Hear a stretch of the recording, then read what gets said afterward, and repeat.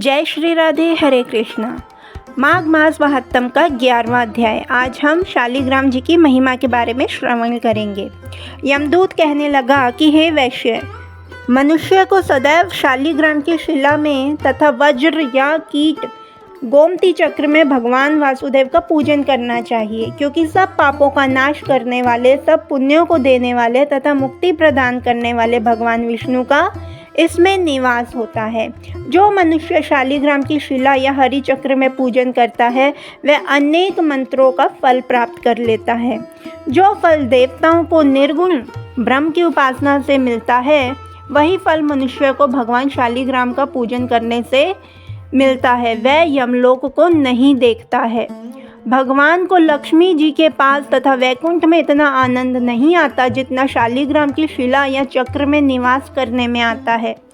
स्वर्ण कमल युक्त करोड़ों शिवलिंग के पूजन से इतना फल नहीं मिलता जितना एक दिन शालिग्राम के पूजन से मिलता है। भक्ति पूर्वक शालिग्राम का पूजन करने से विष्णु लोक में वास करके मनुष्य चक्रवर्ती होता है।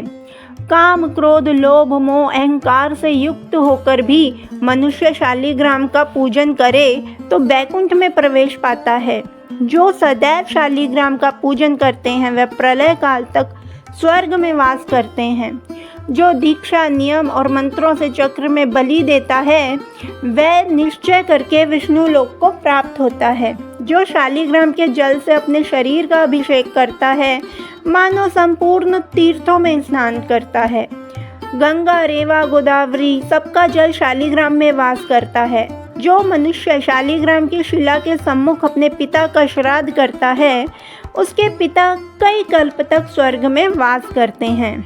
जो लोग नित्य शालिग्राम की शिला का जल पीते हैं उनके हजारों बार पंचगव्य पीने से उतना ही उनको फल मिलता है। यदि शालिग्राम की शिला का जल पिया जाए तो सहस्त्रों तीर्थ करने से उसके जितना लाभ मिलता है। जहाँ पर शालिग्राम है वह स्थान तीर्थ स्थान के समान ही है। वहाँ पर किए गए संपूर्ण दान, होम करोड़ों गुना फल को प्राप्त होता है। जो एक बूंद भी शालिग्राम का जल पीता है वह माता के स्तनों का दुग्धपान नहीं करता, अर्थात गर्भाशय में नहीं आता। शालिग्राम शिला में जो कीड़े मकोड़े एक कोस के अंतर पर मरते हैं वह भी वैकुंठ को प्राप्त होते हैं। जो फल वन में तप करने से प्राप्त होता है वही फल भगवान को सदैव स्मरण करने से प्राप्त होता है। मोहवश अनेक प्रकार के घोर पाप करने वाला मनुष्य भी भगवान को प्रणाम करने से नरक में नहीं जाता। संसार में जितने तीर्थ और पुण्य स्थान हैं भगवान के केवल नाम मात्र के कारण से ही प्राप्त हो जाते हैं।